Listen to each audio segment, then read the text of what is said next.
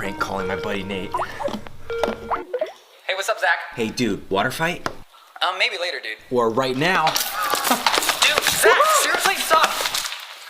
Dude, that's for getting you back last Friday. You told... No! He fried my laptop! What's up, YouTube? I hope you guys enjoyed that magical prank video. Thought it was a fun way to ring in summer. Let me know if you guys are still in school, or you've graduated, or you're still stuck in school. Comment down below. And let me know also in that comment what the most exciting thing you're gonna be doing this summer. I'll respond to the first 100 down there. But I just posted on Twitter, ask me your questions. I'm gonna answer the first 5, no matter how crazy they are. Question number 1. Jane asks, how do you get your ideas? My ideas come kind of randomly. There's not a secret formula. There is a pattern though. I get my best ideas weirdly in the shower. It sounds so weird. And driving to work. If there's no traffic and I'm just driving, I get into like this weird trance. Has anyone else driven somewhere and you've gotten there? It's super scary.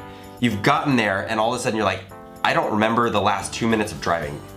It's the weirdest thing, but that's like somehow I zone out and all of a sudden I have a video idea, but then I'm like, how did I get here? It sounds dangerous. Maybe I have a problem. I maybe need to get that looked at. Question number 2, what or who is your inspiration for magic and YouTube?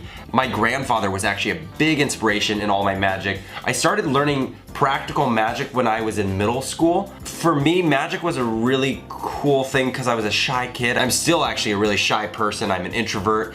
It's hard for me to actually make conversation with people. And so magic, especially when I was growing up, was a cool kind of conversational piece, and learning magic as a kid really gave me confidence to walk into a room and, you know, in that awkward moment if I don't want to like start a conversation, I'd be like, hey, you want to see a magic trick?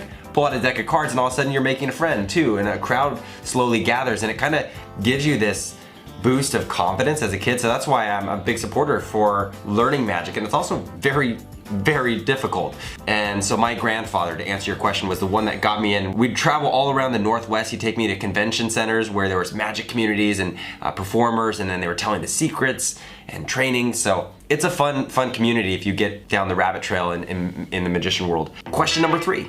I'd ask you a generic question like something about magic, but instead I'll ask, what's the funniest way you've been injured? I totally know the answer actually. I think I was about 11 years old. We moved out to the country. I had lived in the city. I grew up in Portland, Oregon.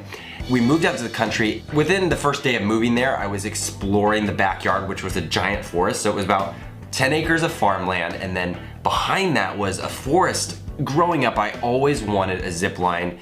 My dad and I had planned to make a zip line and we never got around to it. So I was like, you know what, I'm gonna grab some rope. I found some sort of wheel that kind of acted as that top little thing to get you across the zip line. So I built a zip line across this gully, and in the backyard, the forest went like that. I ran the line of rope from one tree on one side of the gully to the other, and I decided to make a harness for myself. So I just tied the rope around my waist and my crotch, and I went for it, and I ended up getting stuck because it wasn't downhill enough. The rope was just kind of even. I was 11, so I should have known that, but I got stuck in the middle. I'm just hanging there, but I'm screaming because my crotch hurt really bad. Totally lost all feeling below the waist. I was dangling there for like 30 minutes until my sisters finally came over and like cut the rope. But I was convinced because of that experience I might never be able to have kids, which isn't true because my wife and I are having a baby. It feels like a lot of YouTubers are having babies right now. Question number 4, when and how did you start your magic video? I've been on YouTube for about 9 or 10 years up to this point. When Vine came out several years ago, it was interesting because it kind of forced me to, for the 7 seconds, to tell like a quick trick. And I kind of went back to my roots from middle school and junior high learning magic, pairing that with the film that I know now. What I always felt like magic was missing was the story element. You'd see a handkerchief, a white handkerchief turned to doves. It's really cool, don't get me wrong, but I never understood the story connection. Like, why would you in your life need to throw a white handkerchief and actually get doves? So for me, Vine kind of challenged me in this weird way to like add a story to the magic and the tricks. And that's been the fun of it ever since. Did you ever find the owner of the credit card ID and cell phone? Yes, so a couple videos ago in a vlog, I went to San Francisco, I dove down with my buddy Aaron underneath the Golden Gate Bridge, and we searched for some treasure, and we found actually some cell phones and some other items. You can watch that video. I'll post a link down in the description. But we found this gal's cell phone and it had a wallet and some personal credit cards. So I asked you guys for help if you knew this girl, and I got like 1,000 responses. So I'm still going through those. Most of them are all completely fake. Thank you very much. Okay, answering a few random questions and then we're gonna call it. Favorite breed of dog? My favorite breed of dog is a boxer. And actually, it's really sad. My childhood dog that I grew up most of my life with just passed away last weekend. So it was really sad. We were on FaceTime together with my family and we watched him pass. He had a heart attack. He was 10 or 11 years old, so he was ready, and boxers kind of die at around that age. It's been a sad week. There's something about a childhood dog that is, it's like losing a friend in like a really weird way. You grow up with them. Favorite Otter Pop flavor? Green. Every time I see a green one, I'm like, give that to me. Do you like sandwiches? Yes. And you know what sandwiches I've been eating lately that I really enjoy? The Panera ones. I hadn't had them a lot before, but they have this ham and Swiss one.